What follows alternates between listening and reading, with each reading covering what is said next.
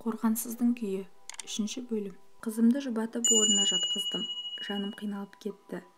Тарасының бір жағында қызым, бір жағында сіңілім.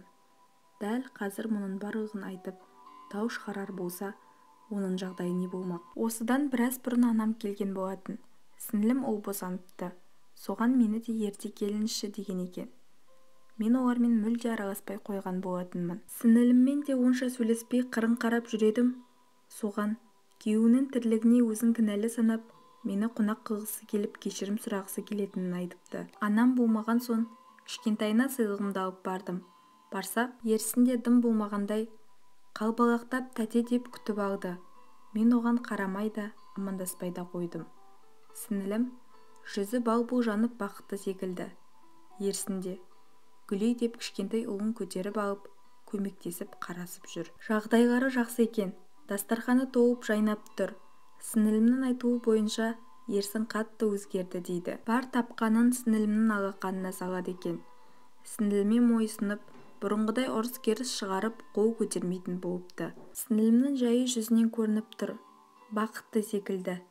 Сөйтіп біраз отырып сыйлығымызды беріп қайтар кезде сіңілім менен кешірім сұрады. Өткенді ұмытайық, көрдіңіз ғой, Ерсін қазір көп өзгерді, дейді.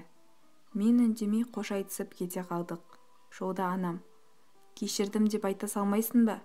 Деп біраз сөйленіп келді. Осының барлығын ойлап басым қатты. Жалғыз отырып жылап талдым. Ызаланып, сол итнеменің өр көкірегін тас бассын, деген қарғыс аузымнан шығып кетті. Қызымды ойладым. Күйзеліске түсіп кетпесе икеді. Ары ойланып, бері ойланып, түнімен дөңбекшіп ұйықтай алмадым. Ерте тұрып кеттім. Таңғы ас әзірлеп жатқанымда қызым оянды. Үндемей жуынып келіп үстелге отырды да: «Мама, түнімен ұйықтай алмадыңыз-ау? Мен де түнде ұйықтай алмадым. Сіз уайымдап басыңызды қатырмаңыз. Ешкімге ештеме айтпай-ақ та қойыңыз. Енді Ерсін аға маған тиіспек түгілі көзін сүзіп қарайтын болса, мен бүкіл шындықты жайып саламын. Ешкімді тыңдамаймын. Ешкімнің көңіліне де қарамаймын. Ата-апама, көкемдерге, тіпті Ерсін ағаның полицияда істейтін досы бар емес пе? Серік аға. Соған да барып айтамын. Өз-өзімді, өзімнің азаматтық құқығымды қорғай аламын», деді. Қызымның жүзіне қарасам, бір түнде есейіп кеткен сияқты.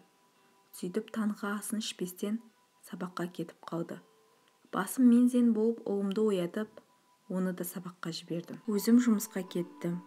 Кешке жұмыстан келсем, қызым шықты алдымнан. Жүзі алаңдаулы. «Не болды? Тыныштық па?» десем. «Кеше түнде Ерсін аға біздің үйден кеткен соң, ауылына қайтып бара жатып, трассада жол апатына түсіпті. Көлігі бірнеше рет аударылыпты. Ерсін аға есін жоғалтып, көлікте кеудесі қысылып қалыпты. Содан қазір жансақтау бөлімінде жатыр екен», дейді. Мұны естіп таңданбадым. Селк кеткенде жоқпын. Ешқандай жанашырлық, аяушылық сезім болмады. Тек сіңілімді ойладым. Күйеуі өліп кетсе, 3 баламен қиналып қалады ғой. Солардың бағына аман болсын дедім де қойдым. Өйткені шаршадым. Жүйкем сыр берді. Ол оңбағанды ойлағым да келмеді. Бір Аллаға тапсырдым.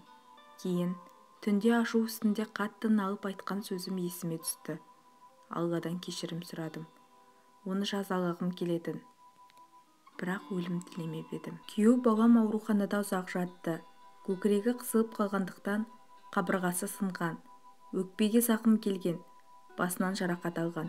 Ұзақ емделіп, әупірімдеп беті бері қарапты. Көп қиналыпты. Әйтеуір көрер күні бар екен. Бала шағасының бағына аман қалды. Қазіргі таңда қызым оқуын бітіріп, кино саласында режиссердің ассистенті болып жұмыс істеп жүр. Кейде массовкаларға түседі. Ұлым жоғарғы оқу орнына түсті. Ата-енем оқытып жатыр. Ұлым өте жанашыр. Оқиды, әрі жұмыс істейді. Бір жағыма шығысып көмектесіп жүр. Аллаға шүкір деймін. Өзім сол баяғы жұмыстамын. Сол баяғы бұрындайда пәтер жалдап тұрып жатырмыз. Екінші рет тұрмысқа шықпадым. Тұрмыс құру ниетімде де жоқ. Жан тыныштығын ойлап, ниет етіп, намазға жығылдым. Бар сенерім бір Алла мен балаларым. Мен автордың айтылмаған сыр әңгімесін оқып, ерекше толқыдым.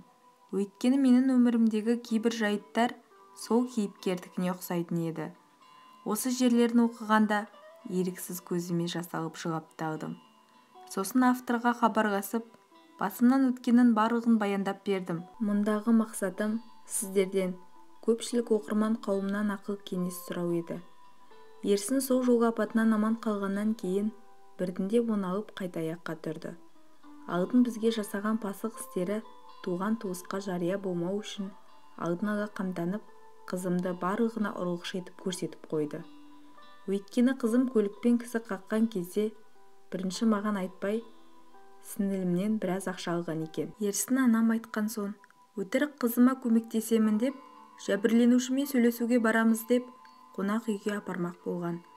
Қызым қарсылық көрсетіп, маған хабарлама жазып жіберген кезде, мамана айтпа, менімен болсан, сол алған ақшанды кешемін депті.